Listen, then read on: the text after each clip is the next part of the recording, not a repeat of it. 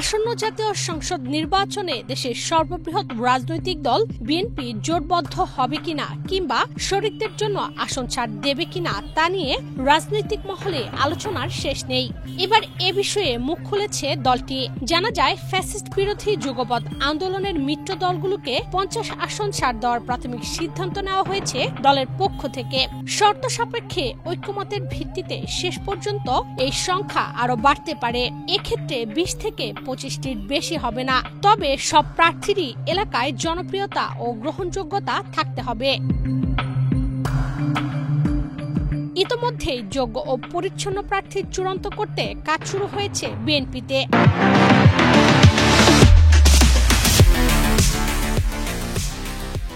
আগামী মাসের মধ্যেই দল ও জোটের প্রার্থিতা চূড়ান্ত করতে চায় দলটি। প্রার্থী চূড়ান্ত করার দায়িত্ব পালন করছেন বিএনপির ভারপ্রাপ্ত চেয়ারম্যান তারেক রহমান। যত দ্রুত সম্ভব তালিকা প্রকাশ করে প্রচারণার মাঠে নামতে চায় দেশের সর্ববৃহৎ এই রাজনৈতিক দল। সংশ্লিষ্ট নির্ভরযোগ্য সূত্রগুলো এসব তথ্য নিশ্চিত করেছে। জানা গেছে, এবার জোটবদ্ধ জাতীয় সংসদ নির্বাচন করবে না বাংলাদেশ জাতীয়তাবাদী দল বিএনপি। শেখ হাসিনা সরকার পতনের যুগপৎ আন্দোলনে অংশ নেওয়া দলগুলোর মধ্যে যারা জাতীয় নির্বাচনে আসন ছাড়ের সহযোগিতা চাচ্ছে তাদের প্রায় সবাইকেই আসন ছাড়ের আওতাভুক্ত করার প্রক্রিয়া চলছে। তবে আগামী নির্বাচনে জামায়াতে ইসলামীর সঙ্গে এখন পর্যন্ত জোটের সম্ভাবনা নেই বিএনপির।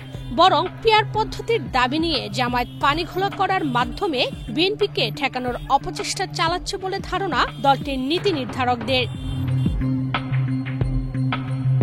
জানা গেছে, তরুণ ছাত্র নেতাদের নতুন রাজনৈতিক দল জাতীয় নাগরিক পার্টি বিএনপির সঙ্গে কৌশলগত ঐক্য করতে চাইলে তাদেরও শেষ পর্যন্ত এই আসন ছাড়ের আওতাভুক্ত করতে পারে বিএনপি।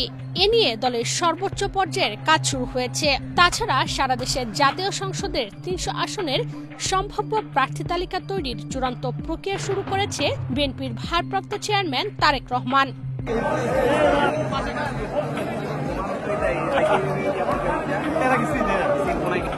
বিএনপির জাতীয় স্থায়ী কমিটির সদস্য গয়েশ্বরচন্দ্র রায় বাংলাদেশ প্রতিদিনকে জানান, নির্বাচনের আগে নতুন জোট হওয়ার সম্ভাবনা আপাতত নেই। স্থায়ী কমিটির আরেক সদস্য সালাউদ্দিন আহমেদ জানান, ফেব্রুয়ারির মধ্যে যে কোনো মূল্যে সংসদ নির্বাচন চায় বিএনপি। এজন্য অন্য রাজনৈতিক দলের সঙ্গে আলোচনার মাধ্যমে পরবর্তী কর্মপরিকল্পনা নেওয়া হচ্ছে।